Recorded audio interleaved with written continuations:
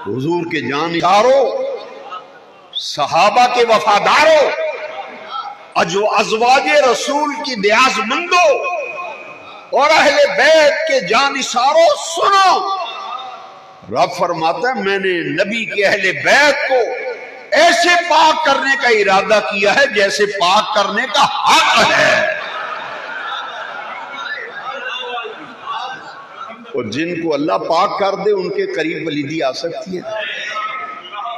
میں ذمہ داری سے کہتا ہوں جس گلی میں حضور کے اہل بیت رہتے ہیں،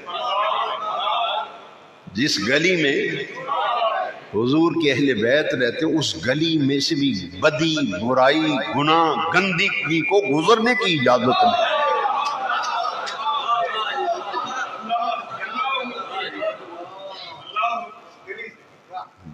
بتاؤ، ہر مہینے عورت کو مینسز آتے ہیں، ایام آتے ہیں جسے ماہواری کہتے ہو، ایمان سے بتاؤ ان دنوں میں عورت نماز پڑھ سکتی ہے، روزہ رکھ سکتی ہے، قرآن کو چھو سکتی ہے؟ پھر مجھے اس سوال کا اگلے جمعے جواب لے کے آؤ۔ ادھر ایمان، بچہ پیدا ہو 1.25 مہینہ جب تک نہ آنا لے عورت نماز نہیں پڑھ سکتی، قرآن کو ہاتھ۔ ادھر مسجد میں، مسجد نبوی میں ظہر کی اذان ہوئی ہے، ظہر کی، امام حسن پیدا ہو گئے، اور تھوڑی دیر کے بعد مسجد نبوی میں عصر کی نماز ہوئی، زہرا پاک نے نماز پڑھی۔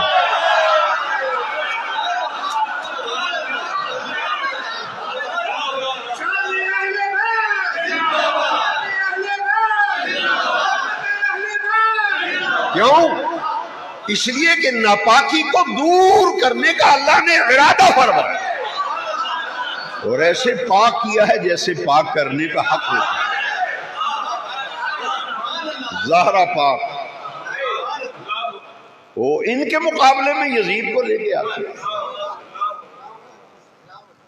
یہی کربلا میں یہی ہوا ہے۔ یہ پاک بعض لوگ تھے جن کو بڑے ظلم کے ساتھ گردنیں کاٹی۔ امام علی مقام سیدنا امام حسین 10 محرم جمعے کا دن نماز جمعہ کے لیے اذانیں ہو رہی تھی، خطبے ہو رہے تھے، این سجدے کی حالت میں، جمعہ آپ پہ فرض نہیں تھا، مسافر تھے، ظہر کی نماز پڑھ رہے ہیں، این سجدے کی حالت میں امام علی مقام کا سر کاٹ دیا گیا، اور کاٹنے کے بعد سر نیزے پہ لٹکا لیا۔ آپ کے جسد مبارک پر گھوڑے دوڑائے جس سے آپ کی پسلیاں ٹوٹ گئی، اور آپ کے سیدنا امام زین العابدین، سیدنا امام زین العابدین فرماتے ہیں میں نے اپنے ابا جان کے جسم کو دیکھا تو ان میرے ابا حسین پاک کے جسم پر 360 زخم تھے تیروں تلواروں، بچوں کو شہید کیا گیا۔ کون سا ظلم ہے جو حسین پاک پہ نہیں کیا گیا؟